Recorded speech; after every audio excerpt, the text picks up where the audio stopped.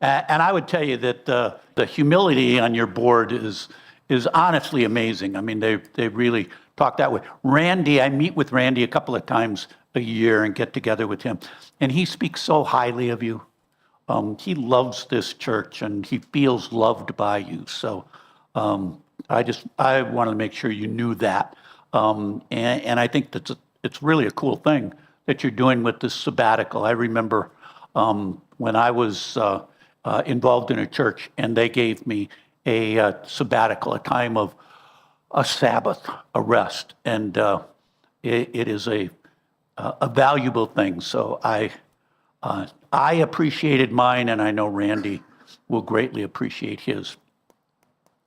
I remember about 20 years ago, maybe 15 years ago, somewhere in there, I've done dozens and dozens and dozens and dozens of funerals. In fact, I would rather do a funeral than a wedding. My daughter got married in January. I was really excited about that. But I'd rather do a funeral because at a wedding, people go, when is the guy up front just going to shut up and we can get to the party?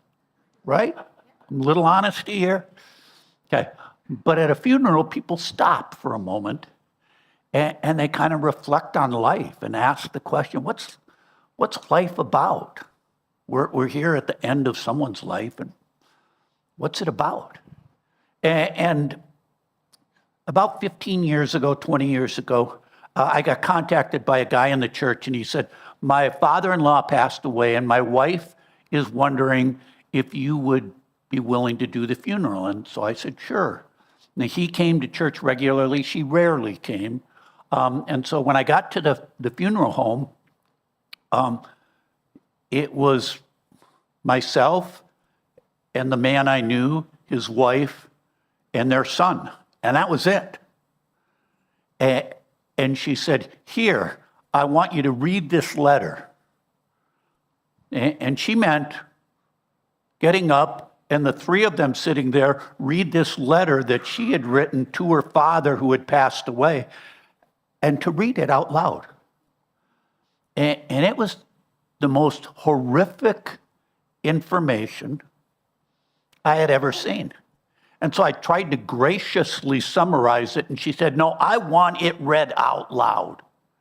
And it was just her anger and her hurt and her hatred of her father just poured out. And I think it's so cool that you are, as a congregation, going through this series on messy relationships, because really, relationships are messy, usually only because at least one of the people involved is a human. But outside of that, relationships just are messy, aren't they? And I'm going to give you just a little secret about preaching. When one is preaching, we are taught that you need to give people moments of humor, just to breathe for a second. That if you're up here and it's intense the whole time, that it's tough for people to maintain that. And so I want to begin by apologizing to you. I don't know how to interject humor into a messy relationship between a father and his son, between a parent and his child. I know that there are some of you here. After the first service, I had people come up to me and said, that's exactly what I'm going through right now. So I know that you can't speak to a group this size and there not be people who are going through a messy relationship, either with a parent or a parent with a child of theirs. And it's hurtful, it's painful.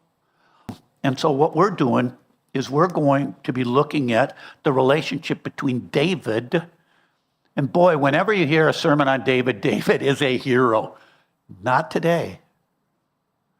David has a relationship with his son Absalom, and it is a messy, messy relationship. And I would just like to begin by saying that I think self-awareness is the first step. Self-awareness is the first step to understanding and healing, when possible, a messy relationship. Self-awareness. That's something that I've seen in almost any relationship. There is an awareness of, this is my contribution to the messy relationship. Most of us have already figured out we can go through a list of the other person's contribution to it. But seldom do we take the time to sit down and reflect on what's my contribution. In fact, when I encourage people to do that frequently, they will say, well, yeah, I'm not perfect, but you know what? That's an excuse, okay? We're not looking for, I'm not perfect. We're looking for, are you doing some self-evaluation and looking at what's my contribution to this situation? And the goal, and I share with you, the goal is understanding the messiness, and the goal is healing when possible. But remember what I said, relationships involve at least two people, and you, in the end, what we're going to be talking about, my goal for you and for myself is in messy relationships that I behave like Christ wants me to behave, that I would be a follower of Jesus. That does not mean, I wish it did, it does not mean that the other person is going to do that too. You got that? But in the end, are we willing to do it? The situation that we have is between David and Absalom. And one of the things that we notice right away is that both of them had some similar qualities, characteristics, qualities. They had some things in common. David had 9 sons by different women, but he had a favorite son. So in this messy relationship thing, it is not that there was not love.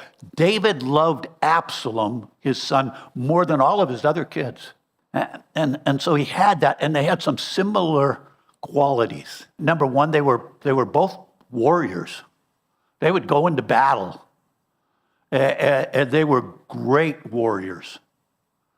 Number two, they were able to lead men, to be able to recruit others to follow them. That's leadership. I can't tell you how many times in church I've had people come to me and said, you know what, I am really a strong leader. If you could put together a group and have them come, I'm going, no, a leader is a person who recruits and gets others to follow them. In fact, if you're sitting in your life right now going, do you know what, I really have the gift of leadership. I wish people would follow me. Little self-awareness test. You may not be a leader.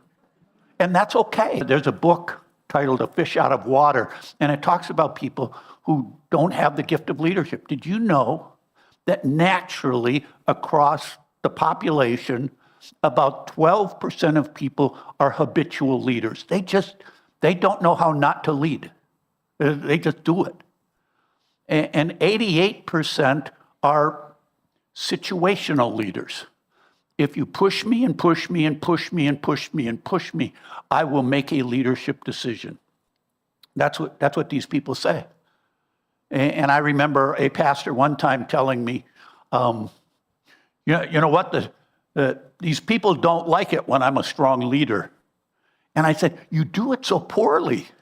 I mean, if you're a situational leader who doesn't naturally make leadership decisions, you don't make a decision until you're pushed. And when you're pushed to it, you shoot out at people. And it's painful to see. So if you think you're a leader and you're evaluating and go, I don't have anybody who follows me, you're probably not a leader, and that's okay. The vast majority of people are not. David was a leader. Absalom was a leader. David looked at Absalom and said, do you know what? I love you. You are so cool. In fact, one of the characteristics that was similar between the two of them is that the Bible describes both of them as very handsome. So David looked at his son and he said, man, You are so much like me. And so maybe we are right now in a messy relationship with a parent or with a child, and you're going, but I love them so much. I don't know how it got messy, but I love them so much. That's what David was with Absalom. So they had these qualities that were the same, but they had some qualities of their own that sometimes we don't even realize. Number one, David repeatedly behaved badly sexually. Most of us would say, well, what do you mean repeatedly? I know that Bathsheba thing, but it really wasn't his fault. He went up on top of the roof and there she was. What choice did he have? David repeatedly made bad decisions in this area. In fact, I was telling Travis in the last service, music guys love the passage about when David brought the ark back into Jerusalem. The ark was the holy, holy, holy chest in which the 10 Commandments were, in which there were other things that were deemed holy and special, and it had not been in Jerusalem. And David went out and got it. He set up a parade, and he led the way into Jerusalem with the ark behind him, and he was dancing, and every worship guy loves the fact that he was just dancing and praising the Lord, and that's the way the congregation should be. We do not want the congregation doing what David was doing. We don't want it, because we read in 2 Samuel chapter 6, we discover how David came into town. And it says this, Michal was his wife. It says this, when David returned home to bless his household, Michal, daughter of Saul, came out to meet him. That's his wife. Came out to meet him and said, how the king of Israel has distinguished himself today, disrobing in the sight of the slave girls of his servant as any vulgar fellow would. You get the picture? I don't know a whole lot of worship leaders who go, I wish that just when we were singing, people would start tearing their clothes off. And I don't think so. Don't think that's what we want. But that's what David was doing. David was coming into town and he'd go, ooh, the young girls are over there. Boom, there goes the shirt. There goes the pants. And his wife is up in their house looking out, watching this. I have no idea, but I'm pretty sure there's not a wife here who goes, well, I kind of like it when my husband behaves that way in front of young girls. You wouldn't want that. You'd think that that's horrible. And that's what David's wife said.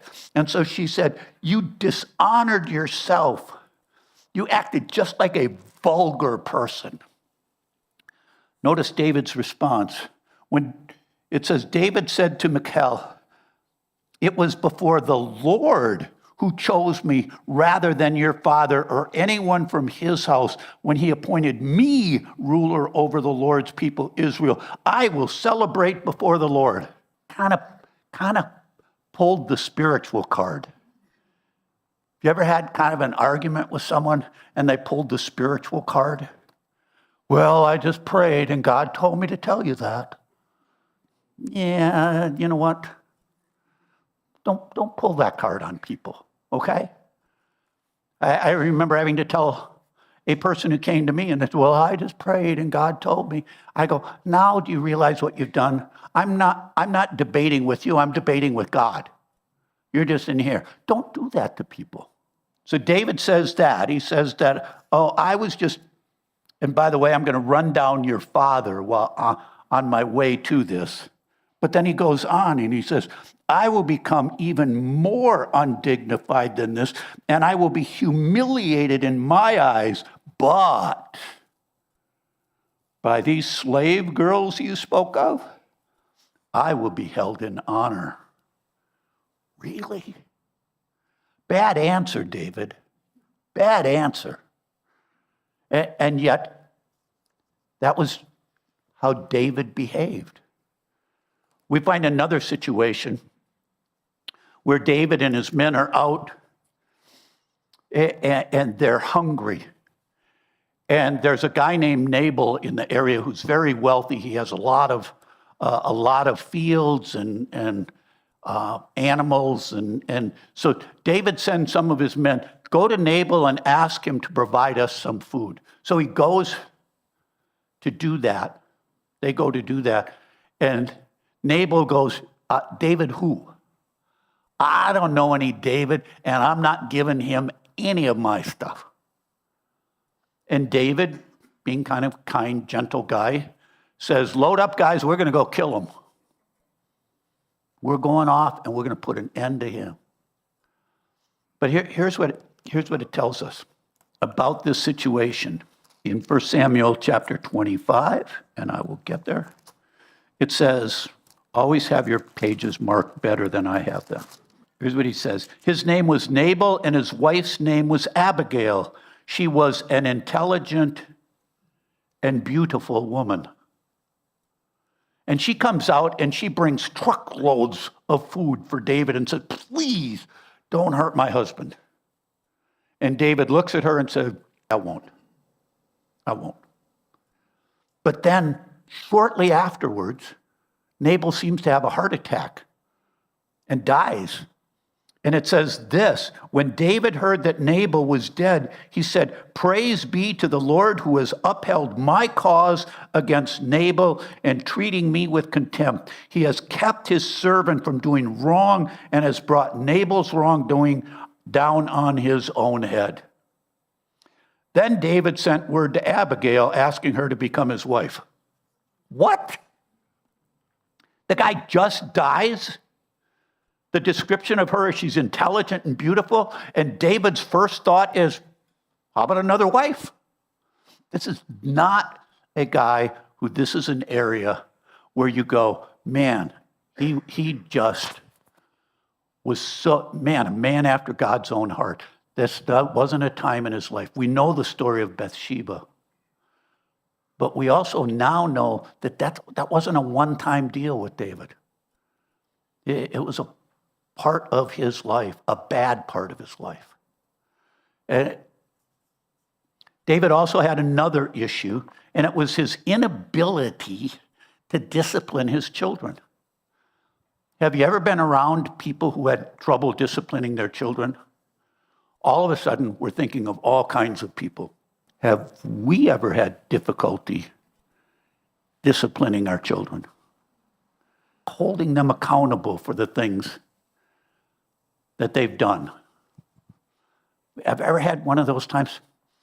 David had 9 sons by different women.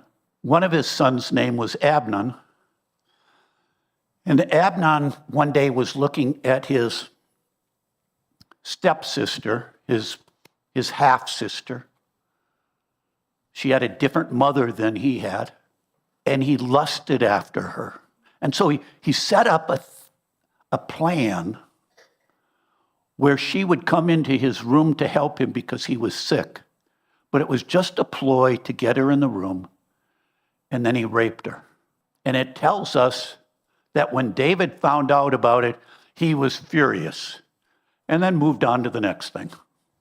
That's all it tells us. He didn't do anything about it. He didn't fix anything. He didn't change anything. He just was furious and then moved on. Absalom had character traits too, flaws. And one of them was revenge, anger and revenge. And so Tamar, his sister who had been raped, was his sister. Same dad, same mom. And he devised a plan.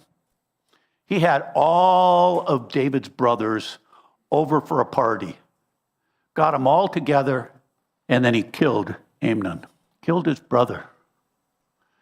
David, if you're not going to take care of the problem, I'll take care of the problem. Dad, if you're not going to fix things, I'll fix things. And then it tells us that Absalom ran off and he stayed with his grandfather Grandparents love to get in the middle of messy relationships. Be careful, be careful. And so there's this messy relationship, Absalom, and it says that David grieved for his son. Guess what?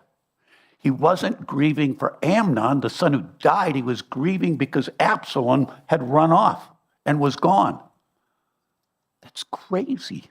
So one of Absalom's problems was that his anger and revenge. Another issue that he had was rebellion and power. Eventually, David asked Absalom to come home, but he didn't bring them into the house. He kind of kept them at arm's length. He kept saying, that's my son over there, that handsome warrior, that leader type guy, that's my son. But he kept him at arm's length, talked about him positively, but kind of held him off.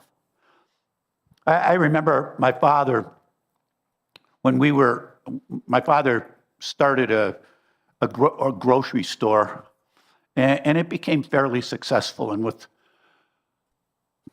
he hired a guy, an experienced guy, to run one of the stores, and it didn't go very well. So he didn't have anybody, and he placed my younger brother, who at the time was probably about 22, in charge of a very large store. And I said to my dad, where my dad was telling me on the phone, he said, boy, the store's doing well. I said, Dad, have you told Bill he's doing a good job? He goes, which means no. And I said, Dad, have you ever told Bill you're proud of him and you think he's doing a good job? He goes, I tell him every Thursday. Can you guess what happened on Thursdays? Yeah, it was payday. I go, Dad, have you ever told him you're proud of him? And he said, Dan, nobody had to tell me they were proud of me. I don't have to tell my kids I'm proud of them. David loved Absalom, but kept him at arm's length, kept him away. Maybe you're a child who feels like you're kept at arm's length, and you don't even realize that your parents love you very much. Or maybe you're the parent who's doing that, and you say, well, they know I love them. Maybe not. David kept Absalom at arm's length, and Absalom rebelled. His pride and his arrogance finally got to the place that it caused him to rebel. And he put together an army, and he said, we are going to defeat David. We're going to drive him out of Jerusalem. And the Bible tells us that he pulled it off. He drove David out. David had to run and hide with his army. And Absalom came into Jerusalem, took over the palace of David, and he set himself up as the king.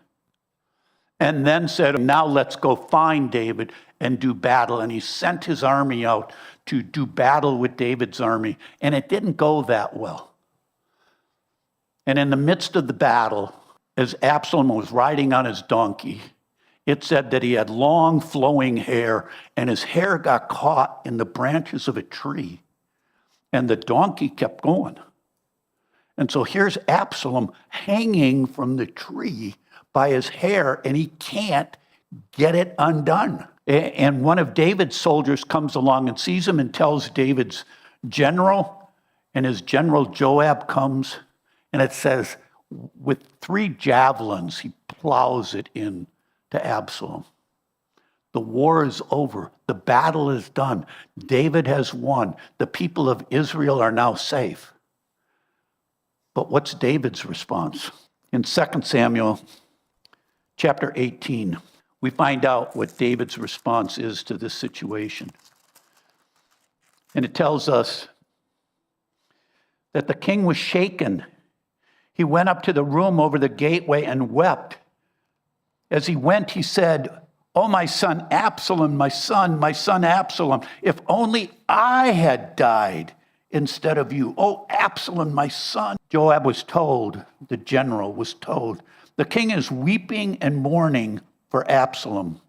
And for the whole army, the victory that day was turned into mourning, because that day the troops heard it said, the king is grieving for his son. The men stole into the city that day as men steal in who are ashamed when they flee from battle. The king covered his face and cried aloud, "Oh, my son Absalom! Oh, Absalom, my son, my son!" Then Joab, the general, went into the house of the king and said, "Today you have humiliated all of your men who have just saved your life and the lives of your sons and daughters and the lives of your wives and concubines. You love those who hate you and hate those who love you. You made it clear today that the commanders and their men mean nothing to you.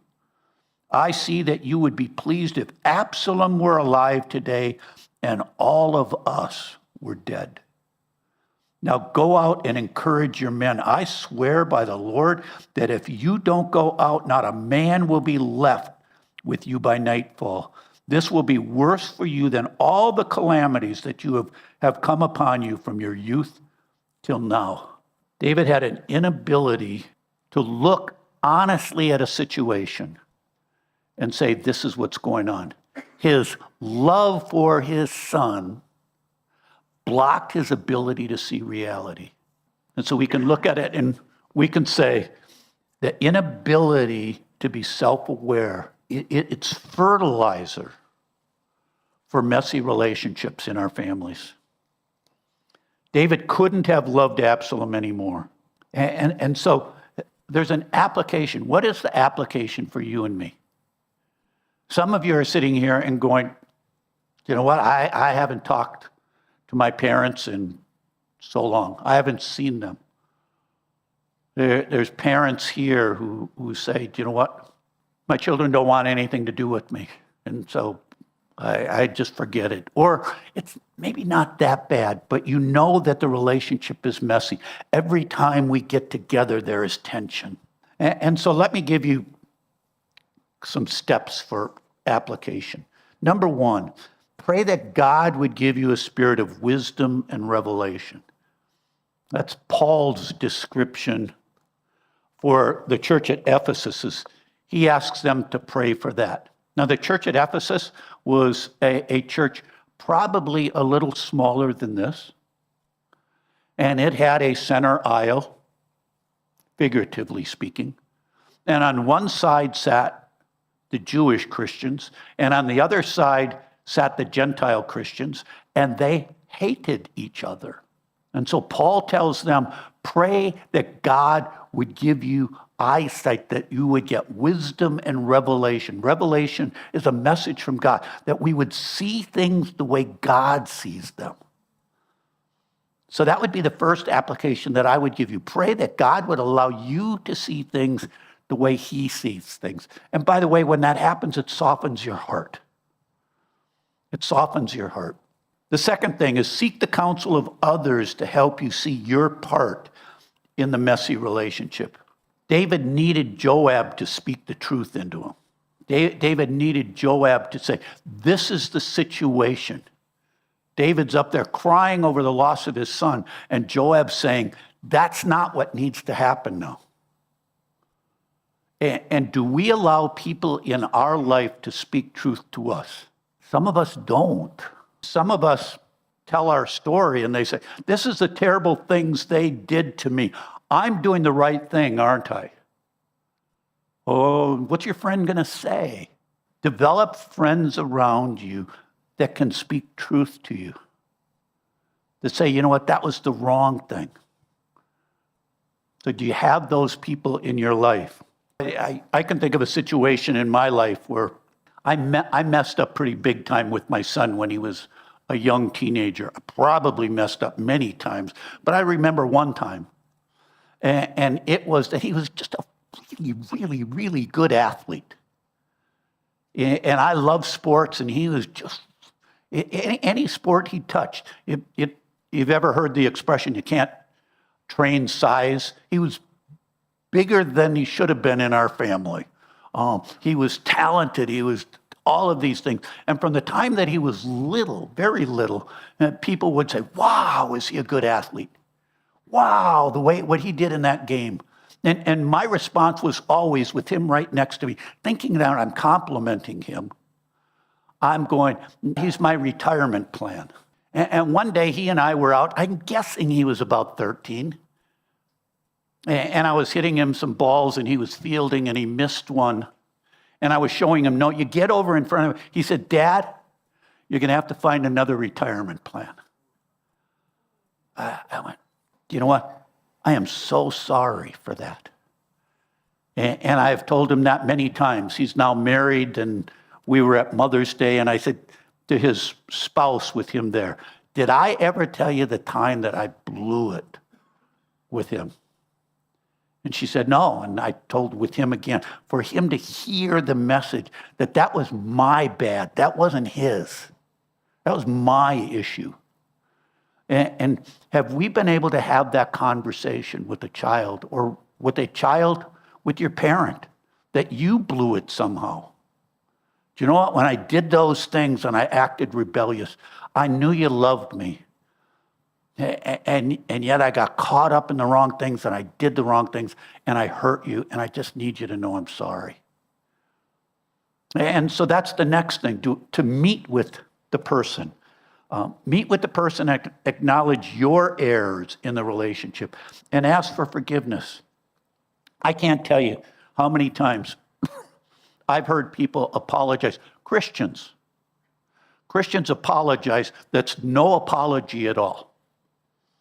I had a guy call me and say, can I talk to you? I just had a big blowout with my wife. And I said, absolutely, sweet. I said, you know what? Call her right now and apologize. And he said, okay. And he called her right there. We're sitting in Starbucks. He calls her, says, I am just so sorry. You just push all my buttons. I'm going, that one don't count. That means nothing. You just blamed her again. And you know what? Accept our responsibility.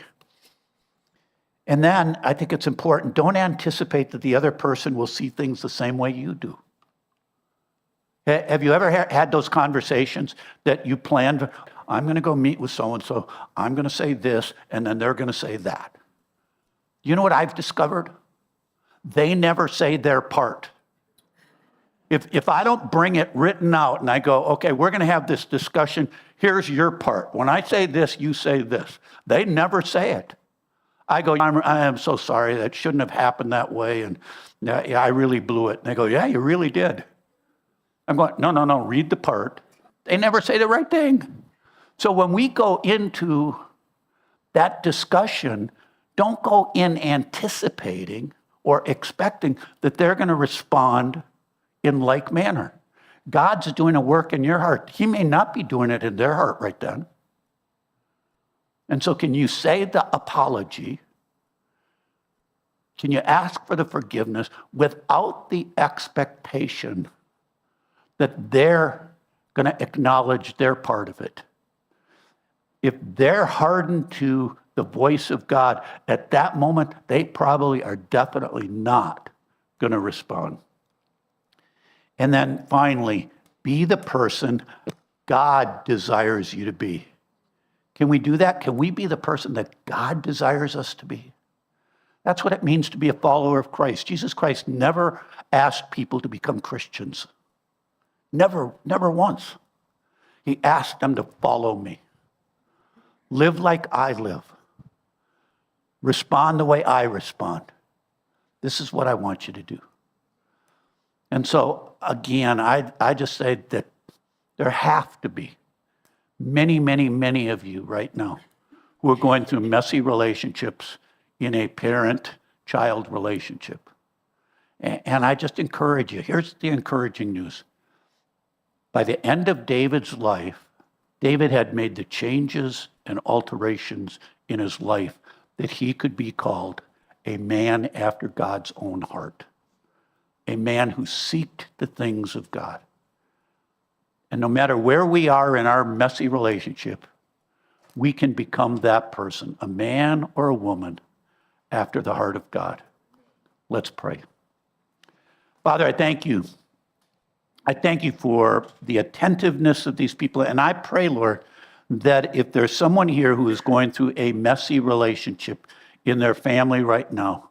That, Lord, you would reveal to them their contribution. Allow them to accept that. Allow them to ask for forgiveness. Allow them to not anticipate the change of the other person, but rather, Lord, allow them the freedom to be obedient to you and the joy of being obedient to you. And then, Lord, allow them to have just a deep sense of your grace in that situation. We thank you, Jesus, for loving us. We pray these things in your name, for your glory. Amen.